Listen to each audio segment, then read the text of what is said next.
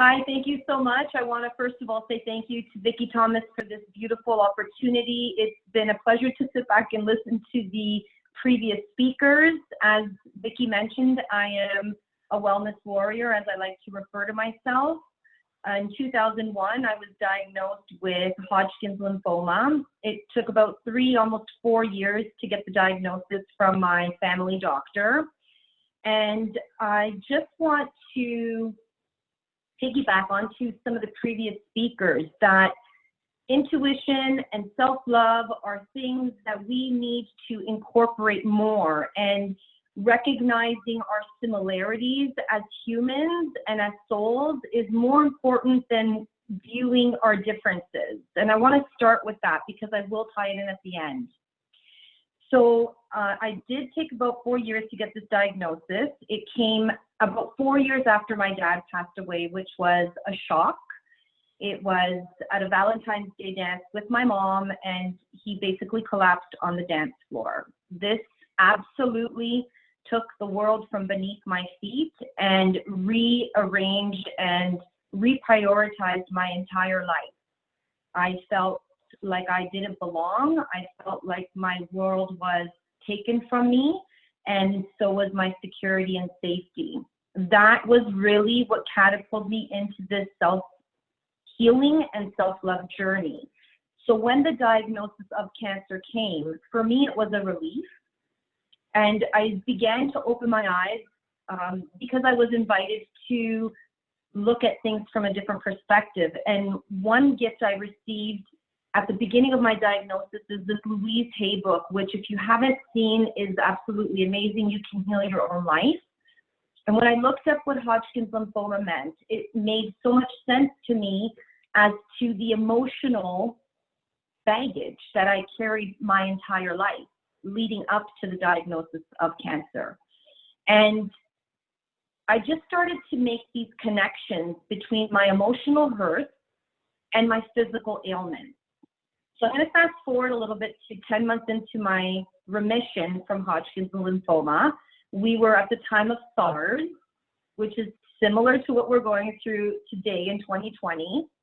And as a result of the treatments that I received for Hodgkin's lymphoma, which was, my cocktail was chemotherapy for 6 months and radiation for a month. Well, 1 in every 10,000 patients gets a secondary diagnosis of cancer. Mine happened to be leukemia, AML.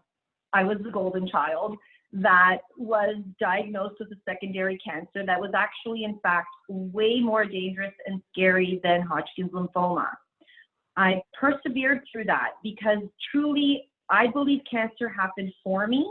It was a blessing that opened up this gateway of looking at life from the lenses of how I viewed myself and not through the lenses of other people's opinions. You know, I spoke earlier about self-love, and I didn't realize as a young adult that I had issues with self-esteem and self-love. I became pregnant, or rather I got pregnant after getting married with my husband, gave birth to my daughter, who was a miracle baby. In fact, my oncologist didn't even want me trying to get pregnant because he felt like I wouldn't be able to. So in 2006, when I gave birth to my daughter, that was another major transformation in my life. And it just made me realize, and it actually made me look inward to a lot of things that I had done as a young adult. And it made me feel ashamed. It made me feel like I had made poor choices. Later, when my daughter and my son was born in 2008, a memory came to me of sexual abuse in 2012. It was an isolated incident, and what I learned was compassion. I learned to be compassionate toward myself rather than judging what I was perceiving as a behavior or a way in that I carried myself. And that journey has been really difficult for me, actually, from 2012 till now. That's actually where all the work started, in becoming certified as a yoga instructor and a Reiki practitioner and a foot reflexologist, and a life coach and using all of these modalities and therapies as ways for me to heal my inner self. And I kind of love how today is a day of family and harmony, because as I mentioned at the beginning, you know, my dad passed away and there was a separation with my immediate family. And with the diagnosis of my first cancer, there was a rebirth. There was a reconnection in having my siblings and my mom and I back together in a healthy family dynamic. And just yesterday, actually, I got news that a cousin passed away, which, to tie it into family and harmony, hope, inspiration, and transformation, is that there's been a disconnect with even my family, my extended family. And as the result of this death, there's again going to be this reconnect. And so, you know, I've briefly touched upon some of the perceived negative experiences that have happened in my life, but truly each and every one of those experiences had blessings in it.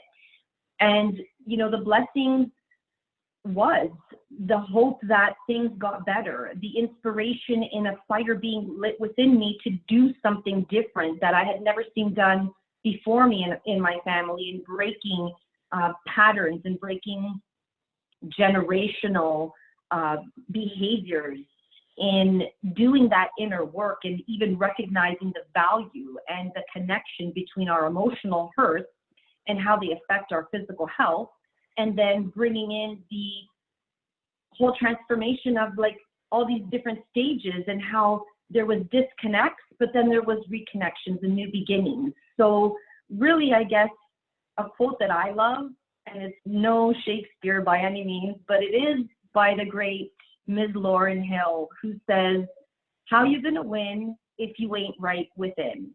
And that's something that I say to myself daily, because whenever there is a perceived obstacle, I like to bring it back in. Instead of looking outside of us, I bring it into what are the things that I have to learn when I'm pointing outwards. So I hope that that offers you all something that you can take into your life, and that you were able to see some of your story in all of us as speakers. I want to thank you and send you all so many blessings of good health, self-love, abundance, and happiness for today and all your tomorrows. Thank you. Greetings from Canada.